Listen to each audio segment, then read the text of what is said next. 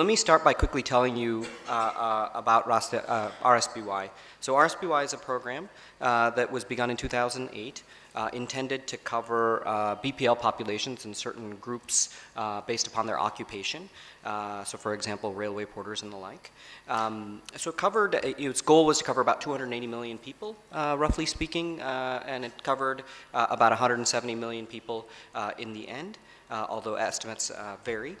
Its coverage, that was the eligibility, but the coverage of the program was to provide BPL families with 30,000 rupees worth of annual coverage for tertiary care expenses. And this would cover about 5 members of any given household. And so this was a 30,000 allocated across those 5 individuals. You could go get care, and this is secondary care, not tertiary care, so this is a contrast with Arogeshwari. It covered secondary hospital care at any impaneled hospital. And those impaneled hospitals varied across states. There was a small premium. It's really functionally a free program, but you had to pay 30 rupees in order to get a smart card. That smart card made you eligible for getting health care at these impaneled hospitals. However, like Arogeshwari, there's no deductible, there's no copay, which is an important distinction between the sorts of insurance programs we see, say, in India and the ones that people talk about in places like the United States. This is a program that was run because there was a smart card. It was a cashless scheme. That was a very important measure to make it function well. It was administered at the state level, even though the program was set forth at the federal level, and 75% of the funding came from the federal level, the central government. It was administered by states. So there's variation across states in how it was administered and how well it performed. An important feature of the program was what the government did is held auctions, basically tenders, at the district level and asked insurance companies to bid on who would provide the benefits that would be provided by the scheme at lowest cost. So there were these tenders. You would select an insurance company for each district, and that insurance company would, for the premium period, say a year, provide the coverage that I talked about. And that's important because even though it's federally funded, the federal government and the state governments paid for premiums, but it's private insurance companies that provided the insurance. And there's a reason for that. Private insurance companies have some experience in providing health insurance, even though it's not as extensive insurance as you would, or history as you would see, say, in a place like the United States. Okay, so that was the nature of the scheme. Back in 2003, so about 5 years after the scheme started, we worked with the state of Karnataka to run a large-scale randomized controlled trial involving about 55,000 individuals, 11,000 families, in 2 districts of the state. So we looked at Mysore, which was in the south of the state, and we looked in Gulbarga, which is in the north of the state. And we did an RCT where we assigned people to 4 different groups.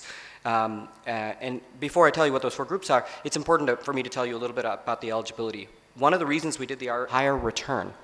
And so what we observed in the data is that there was a shift from illiquid to liquid assets, income rose, and there was a commensurate increase in consumption as measured by annual expenditure budgets among households that had insurance versus those that didn't. So while we might be a little bit disappointed in the utilization results and the health results, we should be a little bit optimistic about the financial results. And in fact, in the US, all the recent studies have suggested there's consistent understanding of insurance in the United States. The primary impact of insurance in the United States, such as from as measured by the Oregon Health Insurance Experiment, for example, is that not that it improves health, but because insurance is a financial product, improves your financial condition. It provides reduction in risk. And that's exactly what's going on here. A second group, we gave access to we gave them the right to buy RSBY. We call this a public option in the United States, but basically you get to pay the same premium the government does, and then you get access to RSBY. It's a little bit lower cost approach to providing access to health insurance. Looks a little bit like Medicare Part A in the United States. A third group, we gave them the ability to buy or the right to buy health insurance, RSBY, but we also gave them a cash transfer, an unconditional cash transfer equal to the premium. just to figure out what the impact would be if there was a budget-neutral access to RSBY. And then the last group was a control group. So we did this back in 2013, and we've done several rounds of surveys. So we have results after 12 months, after 18 months, and in fact, we're in the middle of doing a survey now that will give us the impact of RSBY after about 4 years. One of the reasons we did this is we knew that sometimes short-term effects and long-term effects can differ for health insurance. One of the concerns people have is that, or expectations people have is that health insurance over time builds up health stock, the stock of health that you have, and the performance of insurance might improve over time. So we did this study, and we looked at a number of different outcomes. We looked at uptake, we looked at, that is to say, uptake into insurance, we looked at utilization, we looked at the impact on a household's health, we looked at an impact on households' finances. And we found effects that are roughly in line with what the literature in the past has found. The literature that I'm referring to here is studies of randomized controlled trials of health insurance programs in other lower and middle income countries. So in terms of uptake, one of the things we found was that we had actually remarkable uptake. When we offered when we offered RSBY for purchase, that is to say we made people pay the premium, there was still a 60% uptake into insurance, which is similar to what we saw for BPL populations under RSBY, where it was functionally for free, which is not surprising. APL populations are going to have higher willingness to pay. It's not surprising that they might uptake even when they have to pay at the same rate that below poverty line populations would uptake at zero price. So that was utilization. If you offered APL populations RSBY for free, they actually took it up at an 80% rate. Now it seems a little bit weird that not 100% of the population would take something for free, but if you even study, for example, the history of Medicaid in the United States, uptake of even free programs is difficult to achieve, and so an 80% uptake is quite remarkable, actually. It suggests a program that requires people to show up to enrollment stations and get high uptake. When we looked at utilization, we actually found that utilization was not very high, consistent with what you're finding in BPL populations for RSBY, as was mentioned earlier. Utilization rate among BPL populations in RSBY was something like 1 to 2%. It varied across districts in Karnataka. We found a utilization rate that was a little bit higher, that was around 4%. However, there was no increase in utilization in most of the groups. The only group that showed a significant improvement in utilization was actually the group that was asked to pay for RSBY. Which is consistent with the literature that suggests that when people are asked to pay for a product, they're more likely to value it and more likely to use it. Although the specific reasons for that we can go into if you'd like. So utilization impacts were not very substantial. Again, I want to stress this is not a unique finding. If you look at studies that were done, for example, in Mexico of Seguro Popular, you look at Cambodia, you look at Nicaragua, you look at Kenya, you also find no changes in utilization. And it's important to understand why that might be. One reason to remember is that it's not as if individuals don't have access to secondary care in the absence of RSBY. They do have access to public hospitals, and although RSBY expanded coverage to include private hospitals, public hospitals may be an adequate safety net. That might explain why there's not an increase in utilization. It is also the case that even without insurance, when people are paying out of pocket, that does not mean they don't have a method to finance healthcare. We do know that there are informal insurance markets in villages, and there is informal credit markets, so money lenders, so that people can get access to healthcare. So there was a dramatic increase in utilization for much of the group, and there might be good reasons for why that's the case. Now I want to turn to health.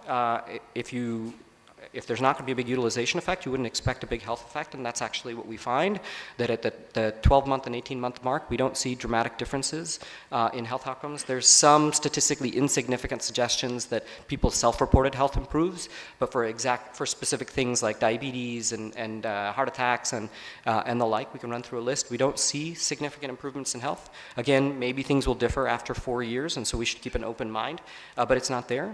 This is consistent with the utilization effect. If there isn't a big change in utilization, you're not going to see a big impact on health. Usually health is associated with utilization, though not 100% all the time.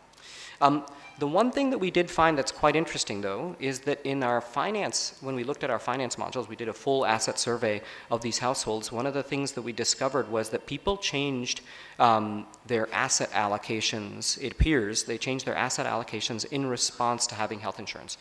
Knowing that you didn't have to have money on hand in order to pay for emergency health care at a hospital meant that you could invest your money separately in a different way.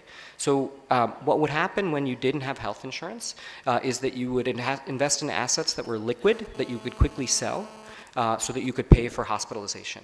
But once you had health insurance, it appeared that what households did is shift from liquid assets to illiquid assets that were harder to sell. That's an important change because, as it turns out, illiquid assets offer a higher return.